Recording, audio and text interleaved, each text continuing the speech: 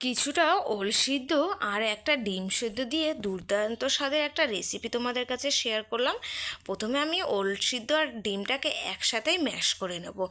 Mash করার পরে আমি এখানে দিয়ে দিলাম অল্প একটুখানি বেসন, খুব বেশি কিন্তু আমি বেসন দেবো না, তাহলে কিন্তু ভালো লাগবে না। আর দিয়েছি, দেখতেই পাচ্ছ, একটুখানি লেবুর রস। এটা কিন্তু পাতি লেবুর রস না, গন্ধরাজ লেবুর রসই দিতে হবে। আর এখানে আছে একটা প্লেটে একটুখানি গোলমরিচের গুঁড়ো, জিরের গুঁড়ো, আর ওই যে গন্ধরাজ লেবুর যে খোসাটা ম্যাশ করে রেখেছে সেটা। আর দিয়ে দিলাম হলুদ, স্বাদ মতো নুন আর একটুখানি চিনি, সমস্ত কিছু দিয়ে ভালো করে এবারে আমি মেখে নেব। মাখার পরে আমি দিয়ে দিলাম সাদা তেল, দিয়ে আবারও আমি মেখে নিয়েছি। মেখে আমি 10 মিনিটের মতো রেখে দিয়েছি। রেখে আমি হাতটাকে ধুয়ে ভালো করে এরপর আমি একটুখানি জল দিয়ে মানে হাতটা চুবিয়ে আমি মুইঠার আকারে করে নেব। ওফ পুকু, কী হয়েছে?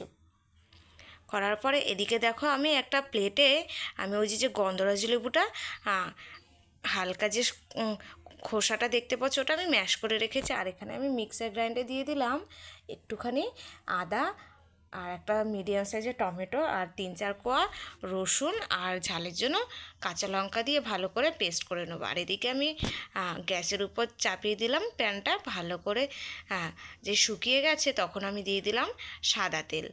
তেল দেওয়ার পরে আমি দিয়ে দিলাম অল্প একটুখানি হলুদ আর নুন। তেলটা যেই গরম হয়েছে এক এক করে ওই যে মুইঠাগুলো করে রেখেছি ওটাকে আমি ভেজে নেব। তোমরা চাইলে নাও ভাজতে পারো, ভাপিয়ে নিতে পারো। এরপরে আমি অন্য আরেকটা কড়াইতে দিয়ে দিলাম কিছুটা সর্ষের তেল।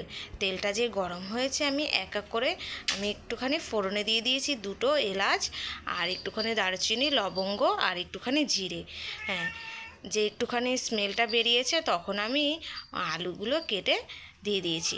হ্যাঁ, আর এই মাঝখানে দিয়েছিলাম তেল একটুখানি হলুদ, আর যাতে না ছেটে সেই কারণে।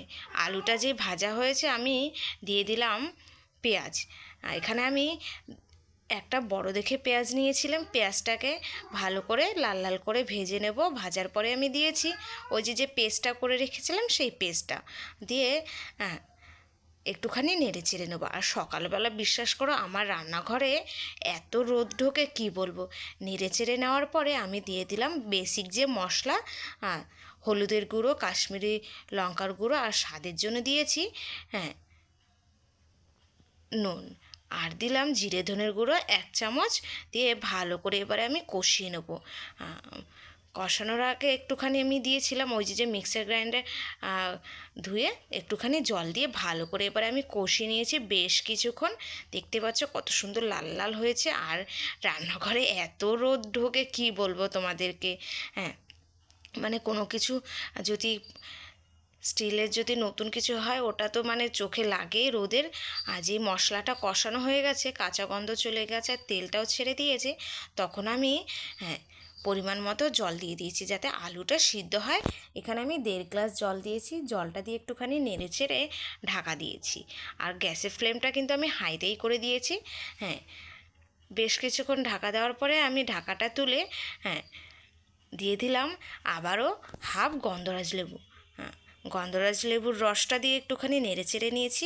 আর নামানোর আগে দিয়ে দিলাম গরম মশলার গুঁড়ো দিয়ে ভালো করে নেড়ে চেড়ে নিয়েছি। নেড়ে চেড়ে নেওয়ার পরে আমি গ্যাসটাকে পুরো লোতে করে দিয়েছি। লোতে করে দেওয়ার পরে আমি এক এক করে মুইঠাগুলো দিয়ে দিলাম। দেখতেই পেলে যে কত সুন্দর মুইঠাগুলো দিয়ে দিয়েছি। দেওয়ার পরে আমি রেখে দেব। আর এদিকে রেডি হয়ে গেছে। যদি ভালো লেগে থাকে লাইক করো, চ্যানেলটাকে অবশ্যই সাবস্ক্রাইব করো।